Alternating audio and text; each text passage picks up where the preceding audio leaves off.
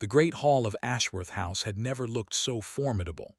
Candles burned in their hundreds, their flames reflected in the polished marble floor until the room seemed to float upon a lake of gold.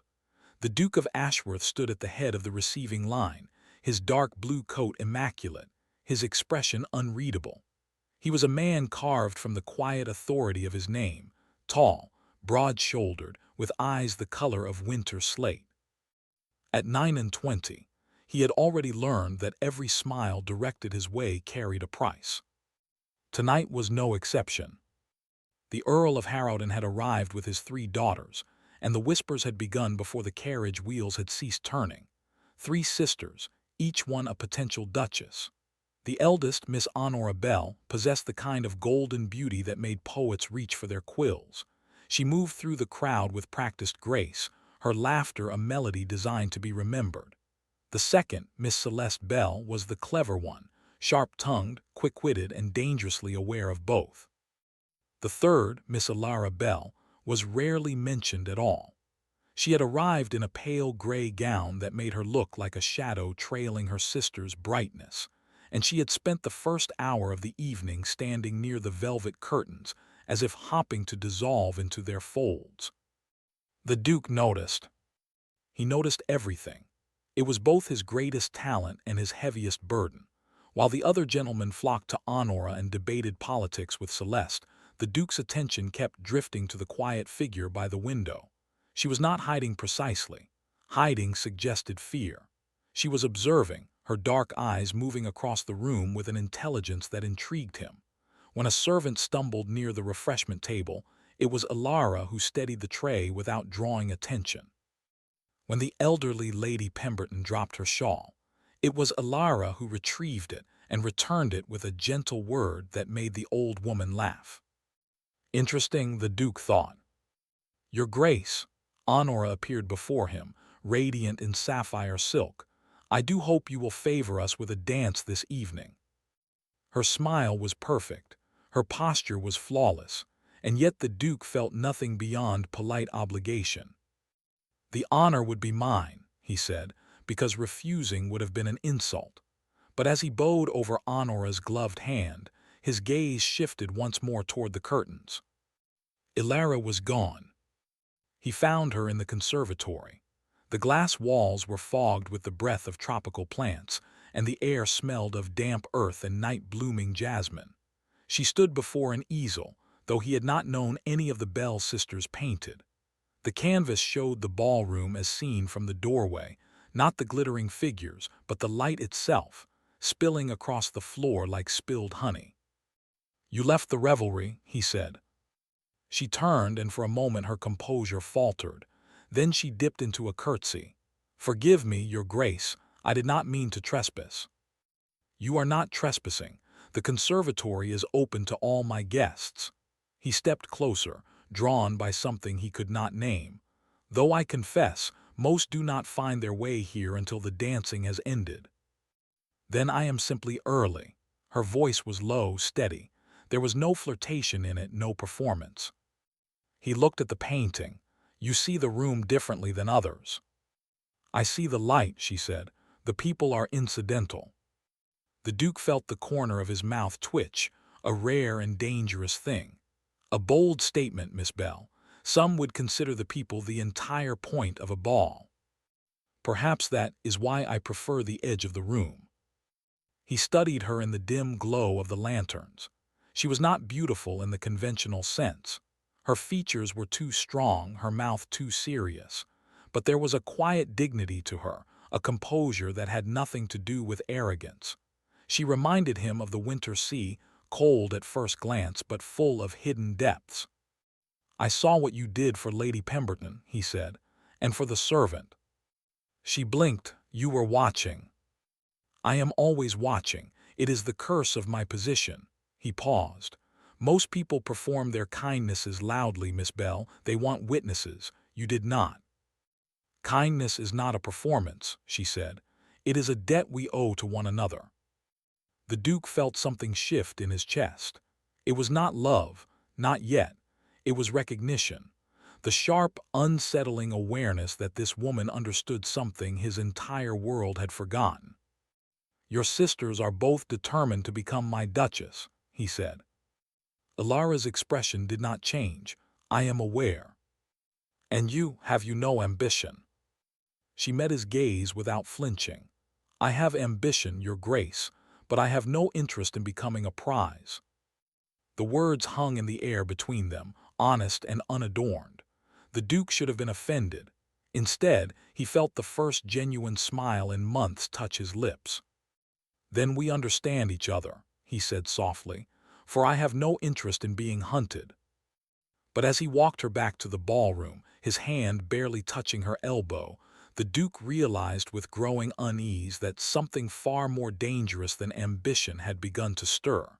He was not being hunted, he was being drawn. And for the first time in his life, he did not want to resist.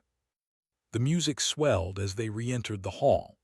Honora was dancing with a viscount, her laughter bright as cut crystal. Celeste was deep in conversation with a baron, her eyes gleaming with intellectual victory. And Ilara slipped away to stand beside the curtain once more, her expression serene, as if nothing had happened at all.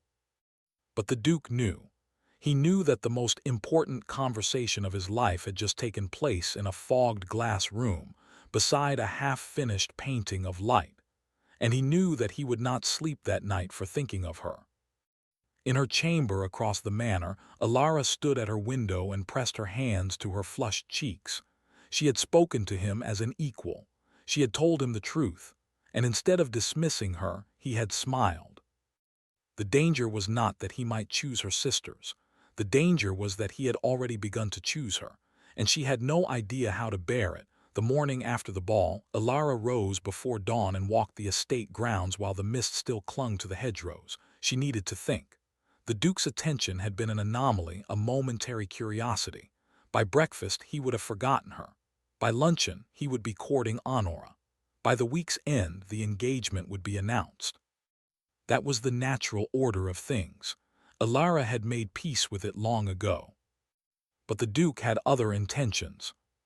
When she returned to the manor, a footman informed her that His Grace requested her presence in the library. Her heart lurched. The library, a private room, a room for intimate conversations. If anyone saw her entering alone, the scandal would be absolute. She considered refusing. Then she remembered the quiet intensity of his gaze, and her feet carried her forward without her permission.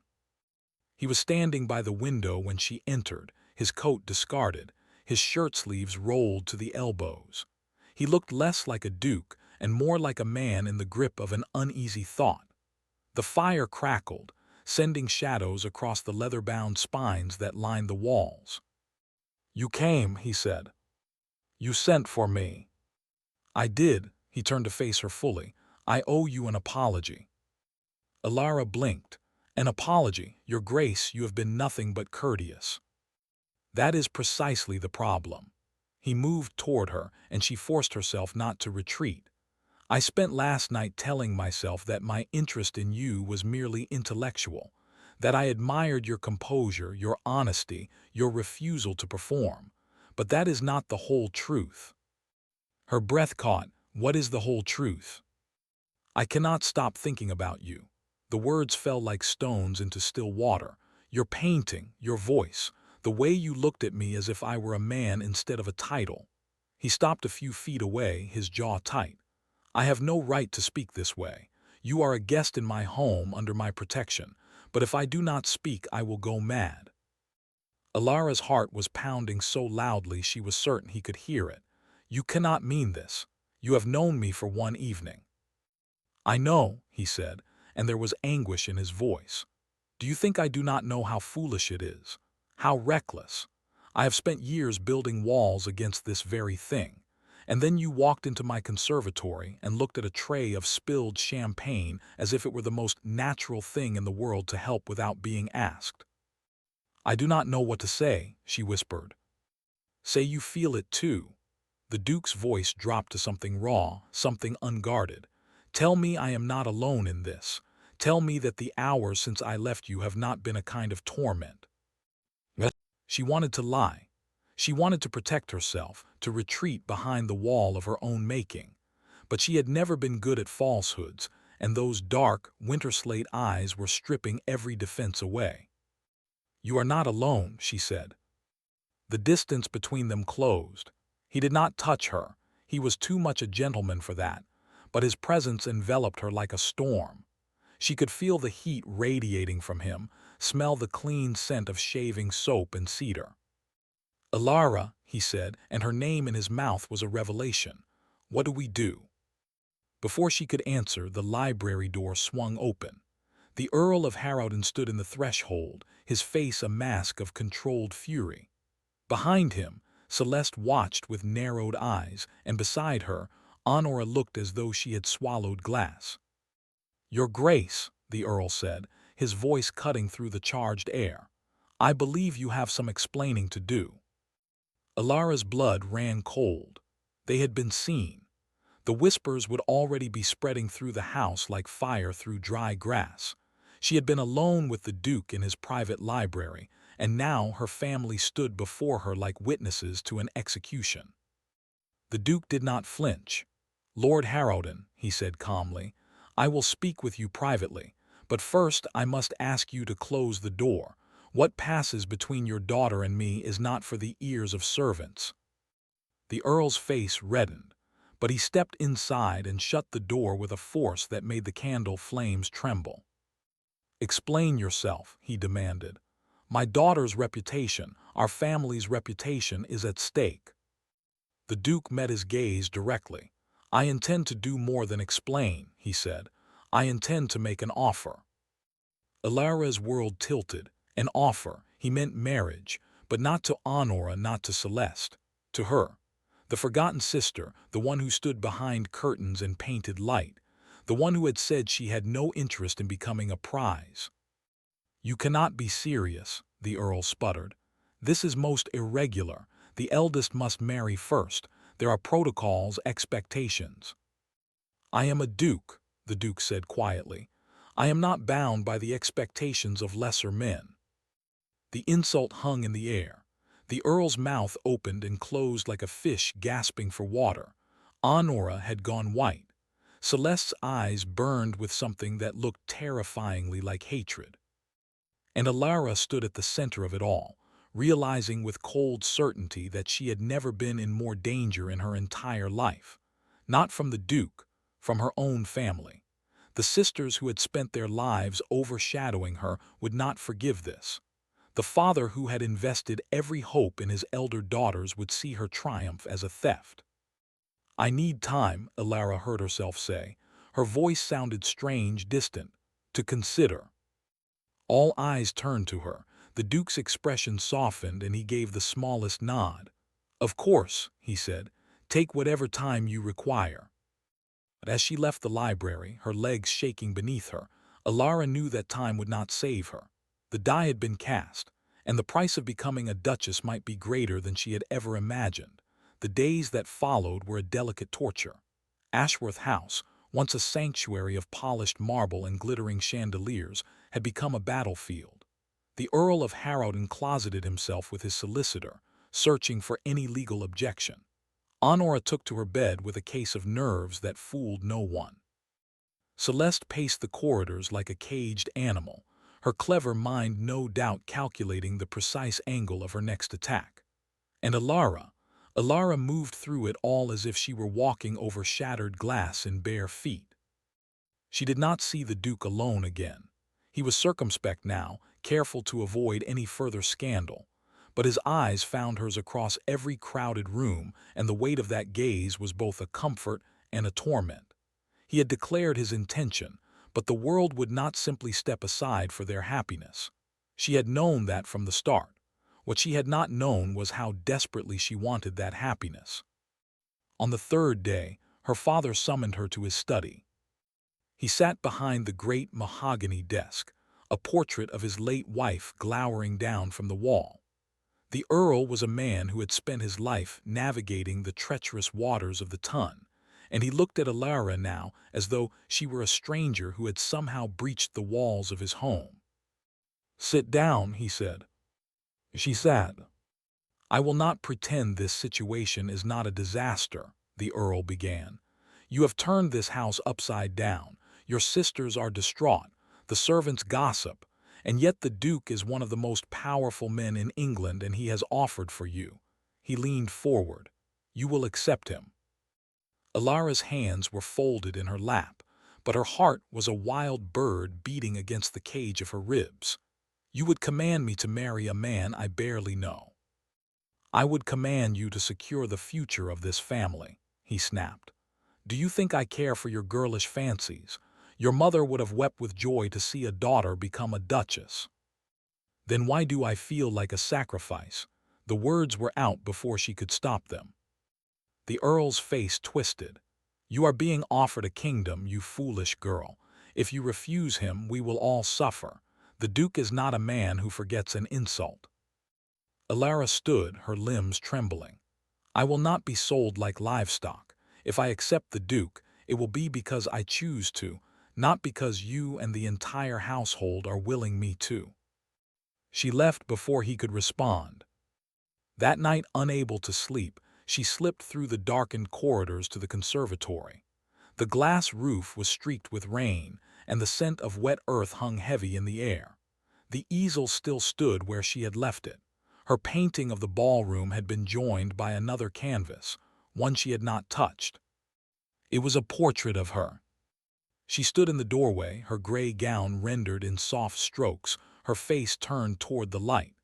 The artist had captured not just her features but something deeper, the quiet strength beneath the composure, the hidden fire in her dark eyes. In the corner, a single word was inscribed in a bold hand. "Mine." Alara's breath caught. She turned and found him standing in the shadows, watching her. "You painted this," she whispered. "I did." The Duke stepped into the moonlight. His hair was disheveled, his cravat loose. He looked like a man who had not slept in days. "I am not a painter, not truly, but I had to try to capture what I saw in you." "This is," she could not finish. "I know what they are doing," he said. "Your father, your sisters, the whispers. I know the cost of choosing you." He moved closer, and this time she did not retreat. "But I did not choose you to save you, Alara. I chose you because you are the only woman in England who looks at me as if I matter. Not my title, not my fortune, me." "I do," she said, her voice breaking. "I do see you." "Then stop running from this." His voice was rough, urgent. "Stop letting them make you feel as though you are stealing something. You are not stealing. You are being given what you deserve." "I do not know if I can survive being a duchess," she confessed. "The scrutiny, the expectations, I am not Honora. I am not made for ballrooms and politics." "And yet you are standing here," he said, "in the middle of the night in a room full of paintings, telling a duke the truth. That takes more courage than any ballroom dance." She laughed, but there were tears in the sound. "You have a strange notion of courage." "I have an accurate one." He reached out and took her hand. His fingers were warm, steady. "I will not pressure you. I will not command you, but I will not pretend I do not want you as my wife." The word hung between them, magnificent and terrifying. "Ask me," she said suddenly. "Ask me properly. Not in a library with my father banging the door. Not in a conservatory as if we are hiding. Ask me as if I am the only woman in the world and you are the only man." The Duke lowered himself to one knee. The sight of him, the Duke of Ashworth, one of the most powerful men in the kingdom, kneeling before her in a rain-streaked glass room, stole the breath from her lungs. "Alara Bell," he said, his eyes burning. "I have spent my life being worshipped and hunted. I have never once been seen. Until you see the light, you said. But I see only you. Will you do me the extraordinary honor of becoming my wife?" Tears slid down her cheeks. The world outside the conservatory, the scheming, the scandal, the whispers, faded to nothing. There was only this moment, this man, this impossible choice. "Yes," she whispered. And then, because she had spent her whole life being the invisible sister, the one behind the curtain, she did something she had never dared before. She reached out and touched his face. His eyes closed at the contact. And when he opened them again, There was such raw, unguarded hope in his expression that it nearly undid her. "I will marry you," she said, "not because you are a duke, because you are the man who painted my portrait and wrote mine in the corner." He rose and drew her into his arms. It was not a public embrace. They were not yet married, but it was fierce and desperate, as if he were terrified she might vanish. She could feel his heartbeat against her own, rapid and strong. "I will protect you," he murmured into her hair, "from all of them, from everything." But even as the words settled over her like a promise, Alara knew the truth. The battle was not over. It had only just begun. And somewhere in the dark house beyond the conservatory, her family was preparing the next attack. The engagement announcement sent shockwaves through society. Every gossip column in London seized upon the story with barely disguised glee. The Duke of Ashworth, the most eligible man in the kingdom, had chosen the third daughter, the quiet one, the strange one, the one nobody could quite describe. The scandal sheets spun wild theories. Some claimed she had bewitched him. Others whispered of a secret pregnancy. A few suggested she had blackmailed him. None imagined that he had simply fallen in love. Alara endured it all with a composure she did not feel. The Duke, Alexander, as he had asked her to call him when they were private, remained a steady presence at her side. He accompanied her to fittings, sent her books of poetry, wrote her letters that made her blush. But the world beyond his protection was a cold and unforgiving place. The first true test came at a dinner party hosted by the Marquis of Thornbridge. It was to be Alara's first public appearance as the Duke's betrothed, and the weight of expectation pressed down on her like a physical force. She dressed carefully, deep green silk that brought out the warmth of her skin, a simple string of pearls that had belonged to Alexander's mother. Honora and Celeste were not invited. The slight was deliberate, and it did not go unnoticed. The Marquis's wife, Lady Thornbridge, was a woman of formidable social power. She greeted Alexander with warmth, but her eyes, when they fell on Alara, were assessing, almost predatory. "So this is the young lady who has captured our elusive Duke," she said, her smile not reaching her eyes. "How fortunate you are, Miss Bell. Many have tried and failed where you have succeeded." The room had gone quiet. Alara felt every gaze upon her, waiting for her to falter, to prove herself unworthy. She lifted her chin. "I do not consider myself fortunate, Lady Thornbridge," she said, her voice steady. "I consider myself blessed. His Grace is the finest man I have ever known." A murmur rippled through the gathered nobles. The answer was not the simpering gratitude they had expected. It was a declaration, bold and unashamed. Alexander's hand found hers beneath the table. The warm pressure of his fingers was a silent message. "I am here. I am proud of you." The dinner progressed without major incident until the third course, when the conversation turned to lineage. A baroness with a voice like a bell made a pointed comment about the Bell family's lack of ducal connections. Before Alara could respond, Alexander spoke. "My betrothed's worth is not measured by her connections," he said coolly.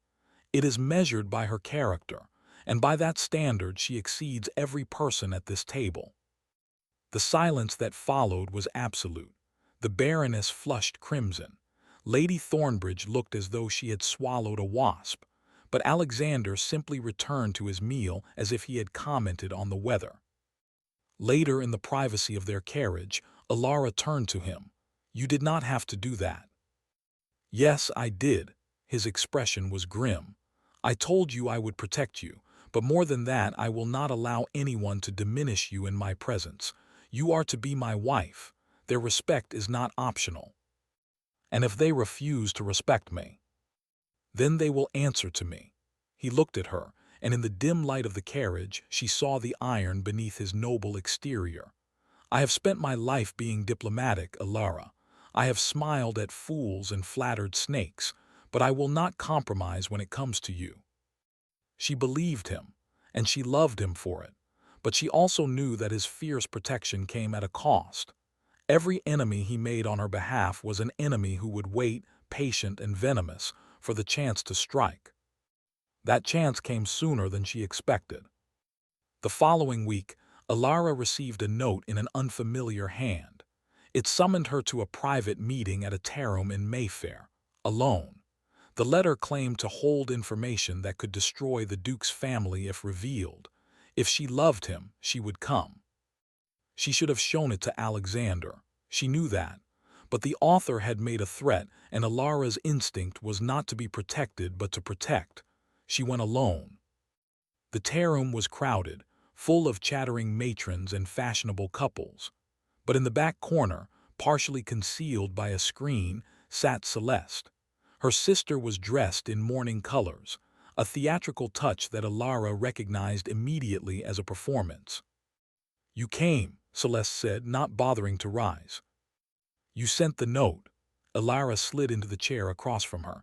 "What game are you playing, Celeste?" "No game. I am trying to save you."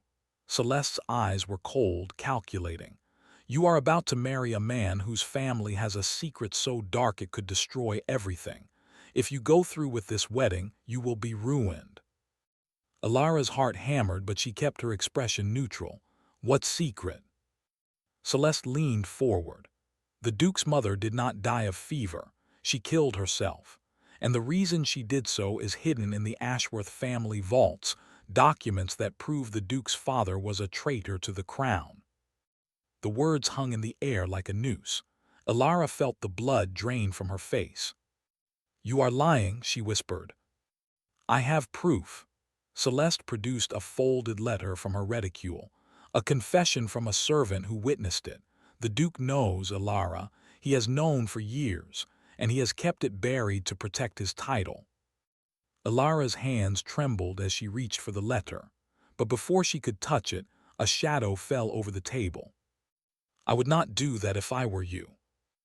Alexander stood behind Alara, his face a mask of cold control. Behind him, two of his footmen blocked the Tarum entrance. The other patrons had fallen silent, sensing the storm. "Your Grace," Celeste said, but her voice wavered. "You have made a grave error, Miss Bell," he said, his voice soft as silk and sharp as a blade. "You have threatened my future wife. You have attempted to poison her against me with lies, and you have done so in a public place where witnesses abound." Celeste's eyes darted around the room. The Tarum patrons were staring openly now. Several matrons had hands pressed to their chests. A young lord was whispering furiously to his companion. "I was only trying to warn my sister," Celeste said, but the confidence had drained from her voice. Alexander picked up the letter from the table. He did not unfold it. Instead, he held it up for the room to see. "This document," he announced, "is a forgery. I have no doubt of it. But if my betrothed had read it, if she had doubted me even for a moment, the damage might have been done." He turned to Alara and his expression softened. "Did you doubt me?" She shook her head, tears burning her eyes. "Never." The Duke smiled, a slow, devastating smile that made several of the watching ladies swoon. Then he turned back to Celeste. "You will leave London," he said quietly. "You will not return. If I hear of you approaching Alara again, I will use every resource at my disposal to ensure you are ruined beyond recovery." Celeste opened her mouth to protest, but the footmen were already moving toward her. In moments, she was escorted from the Tarum, her face white with humiliation and defeat. The Duke turned to face the assembled patrons. "My apologies for the disturbance," he said smoothly. "A family matter. I trust you will all understand." The room erupted in whispers as he took Alara's arm and led her outside. But the whispers did not matter now. What mattered was the secret Celeste had spoken, the thing that Alexander had not denied. As they climbed into the carriage, Alara turned to him. "Is it true," she asked quietly, "about your mother?" His face closed. For a long moment he said nothing. Then he looked at her, and she saw a grief so profound it stole her breath. "Yes," he said, "it is true, and if you wish to end our engagement, I will not stop you." Carriage rattled through the darkening streets of London, but inside there was only silence. Alexander sat across from Alara, his face carved from stone. his eyes fixed on the window as if the passing buildings held some answer. He had not spoken since his confession. She had not known what to say. My mother killed herself. My father was a traitor. The words had detonated in the enclosed space, leaving shock and debris in their wake. Ilara's mind spun with questions. Why had his father's treason been covered up? Who else knew? What would happen if the truth emerged? But above all, she thought of the boy Alexander must have been, a child growing up with the weight of those secrets pressing on his small shoulders. Who else knows? She asked finally.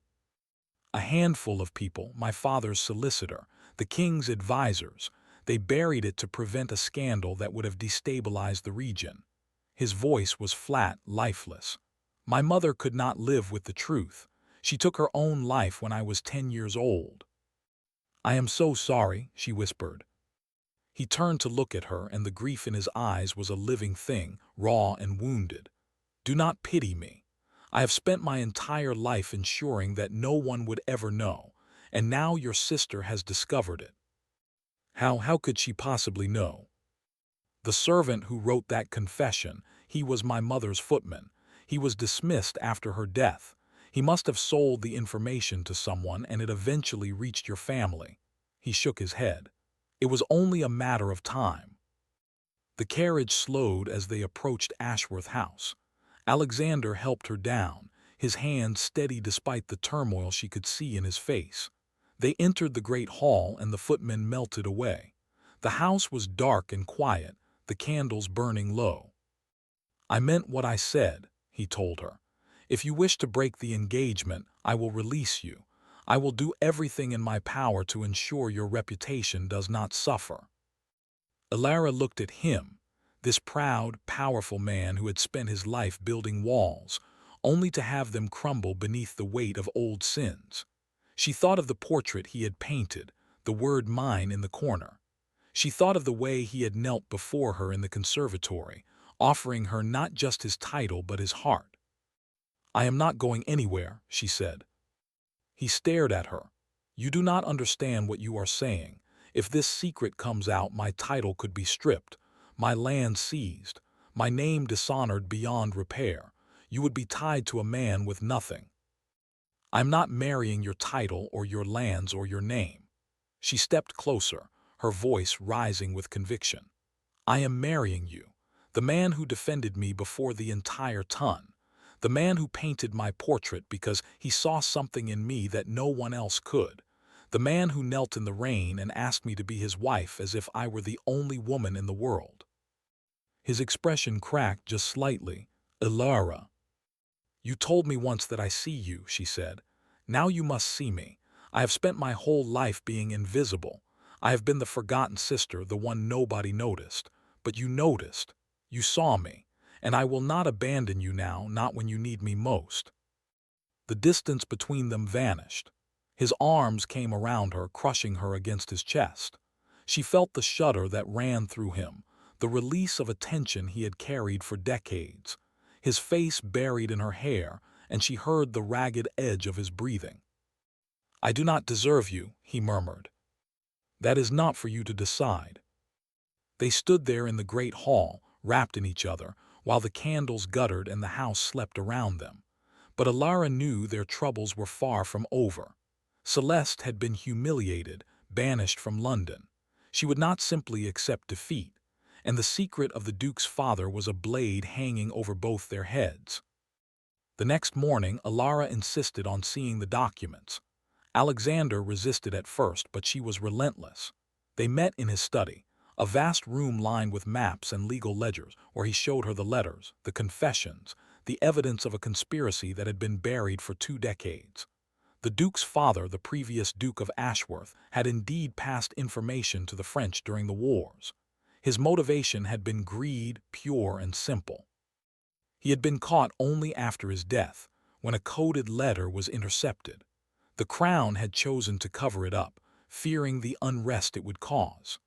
Alexander had been told the truth by his mother before she took her own life, told that she could not bear the shame, could not live with the man's blood on her hands. And you, Ilara asked when the long recitation had ended, What did you feel?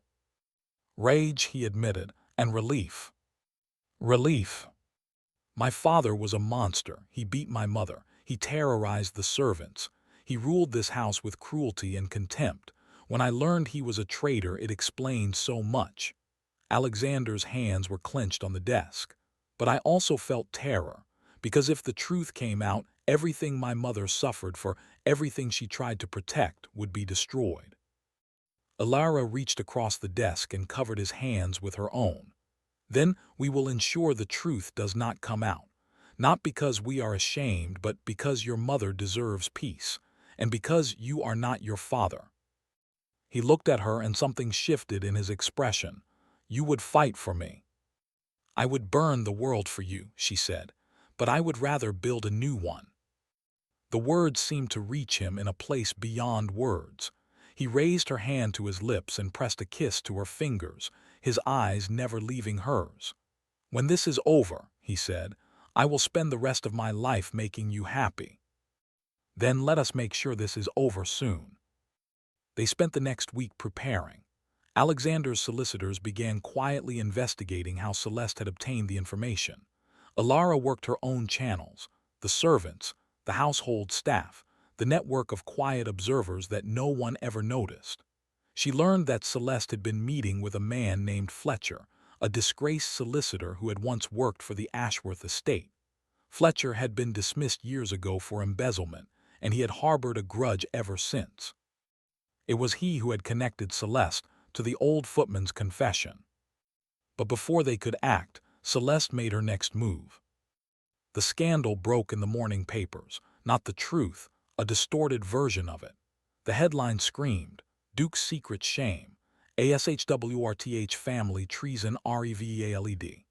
The article claimed that Alexander's father had sold state secrets to the enemy that the current Duke had known for years, and that he had bribed officials to keep it hidden. The source was anonymous, but Alara knew exactly who had fed the story. The Ton erupted. Overnight, Alexander became a pariah. Invitations were withdrawn. Former friends crossed the street to avoid him. The king's advisors called for an inquiry. And through it all, Alara stood at his side, her hand in his, her head held high. But she knew that public support was not enough. To save Alexander, they would need proof, not of his father's guilt, but of his own innocence. Proof that the cover-up had been orchestrated by the crown itself, that Alexander had been a child when the truth was revealed to him, and that he had spent his entire life trying to atone for sins that were not his own. The proof existed.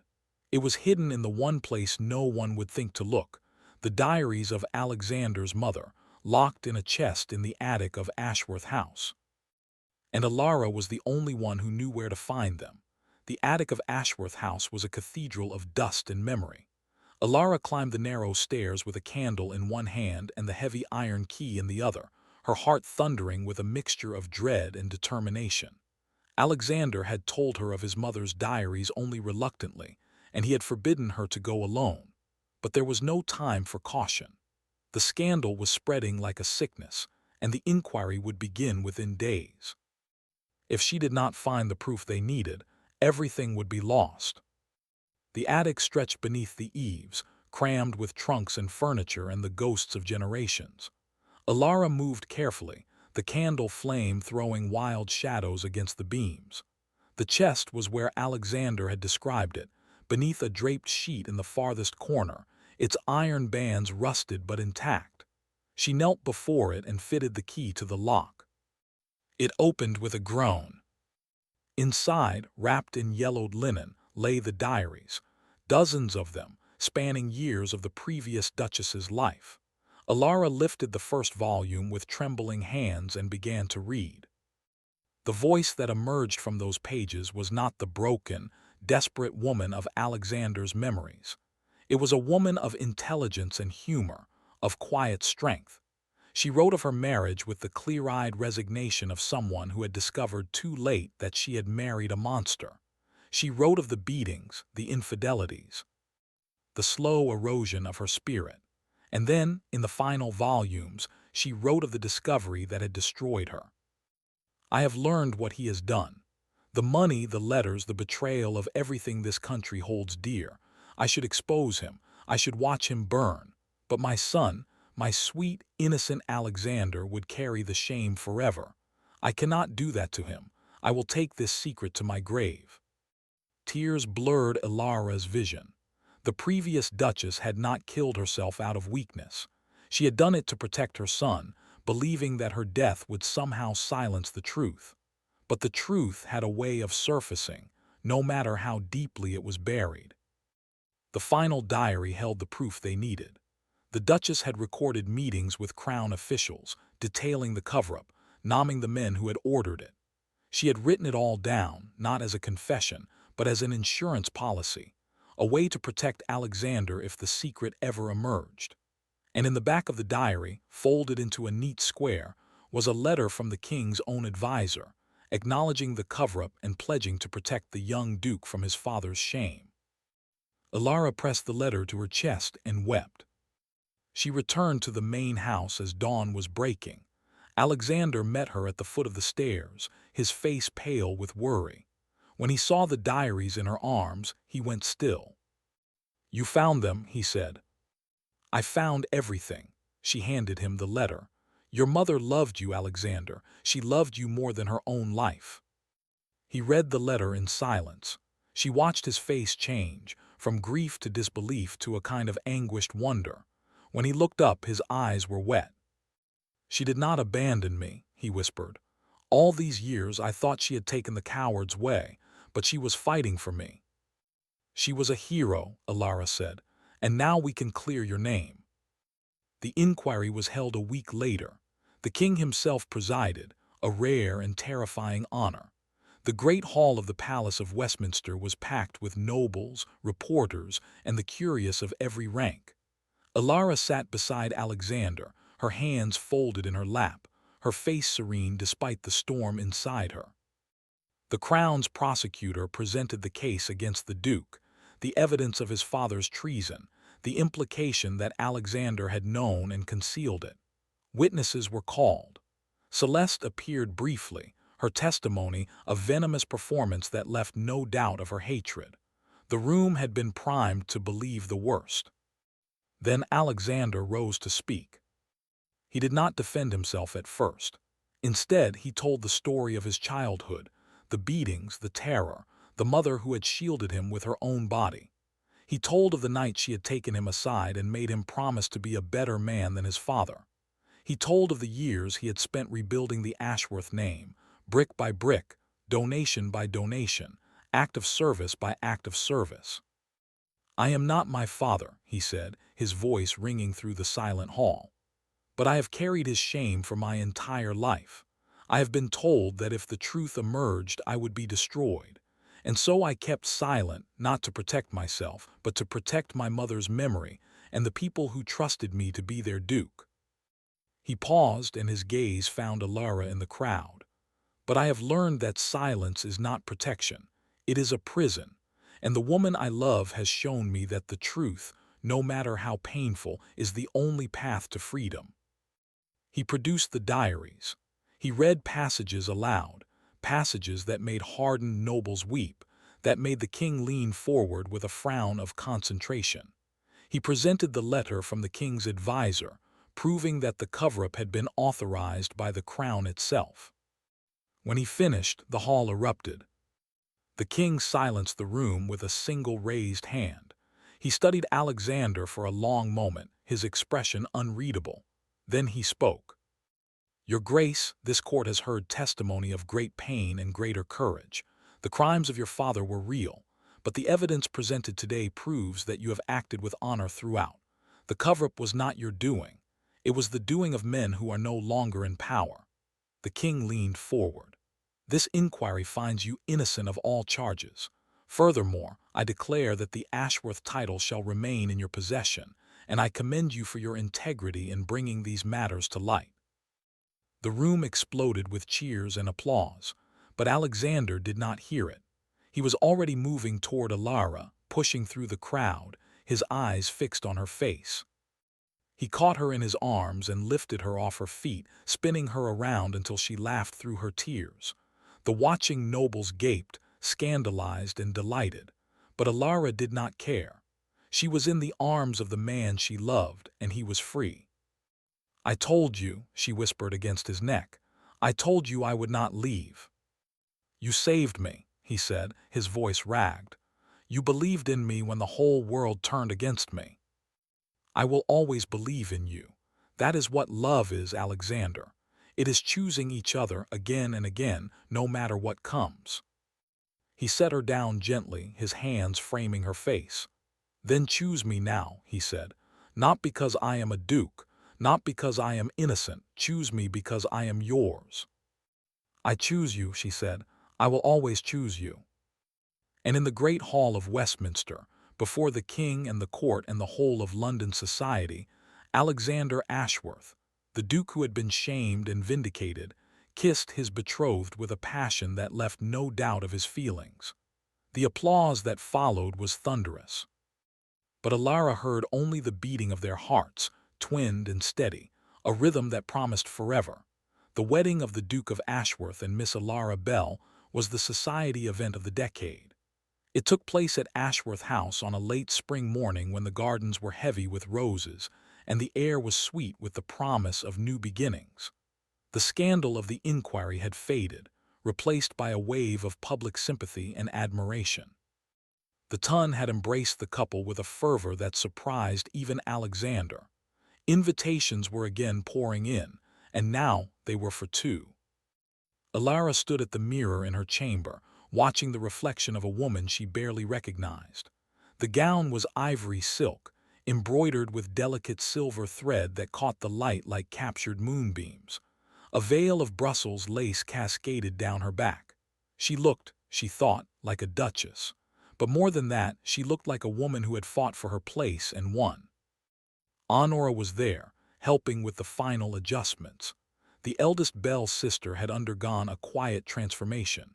In the weeks since the inquiry, she had sent Alara a long, tear-stained letter confessing her jealousy and asking forgiveness.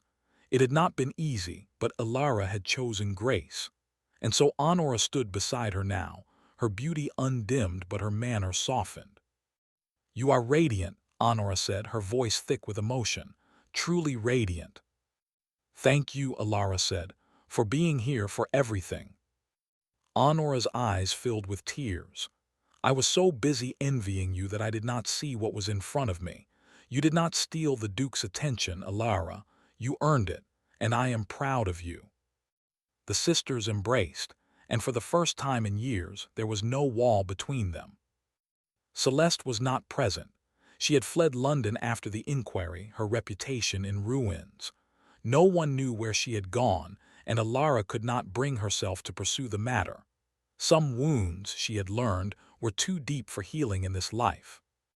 The ceremony took place in the great hall, transformed with flowers and candlelight into something almost sacred. The king himself was in attendance, a sign of favor that silenced any remaining doubters. The Archdeacon of Canterbury performed the rites, his voice sonorous and warm. But Alara heard only one voice, the voice of the man standing across from her, speaking his vows as if they were promises carved into the foundations of the earth. "I, Alexander Charles Ashworth, take thee, Alara Rose Bell, to be my wedded wife, to have and to hold from this day forward for better, for worse, for richer, for poorer, in sickness and in health, until death do us part." His eyes never left hers. In them she saw not the Duke of Ashworth but the boy who had survived a monster, the man who had carried his mother's secret, the soul who had painted her portrait and written mine. She saw her future. "I, Alara Rose Bell, take thee, Alexander Charles Ashworth, to be my wedded husband, to have and to hold from this day forward for better, for worse, for richer, for poorer, in sickness and in health, until death do us part." The archdeacon pronounced them man and wife. The hall erupted in applause, and when Alexander kissed her, it was not the chaste kiss of duty but the hungry, reverent kiss of a man who had waited his whole life for this moment. The reception lasted until the small hours. There was dancing, toasts, laughter, and the clinking of glasses. But Alexander and Alara slipped away early, making their escape through the gardens as the fireworks began to bloom in the night sky. They stood on the edge of the lake, watching the colors reflect in the water. The air smelled of roses and rain, and the distant music floated toward them like a memory. "Are you happy?" Alexander asked. Alara turned to him, her new ring warm against her skin. "I am more than happy," she said. "I am free, I am seen, I am loved. What more could I possibly want?" He pulled her close, his arms wrapping around her as if he would never let go. "I spent so long building walls," he murmured. "And then you came and stood behind a curtain, looking at the light, and every wall I had ever built simply fell." "I was not hiding," she said. "I was waiting for you." He laughed softly, the sound rich with wonder. "Then we were both waiting, and now the waiting is over."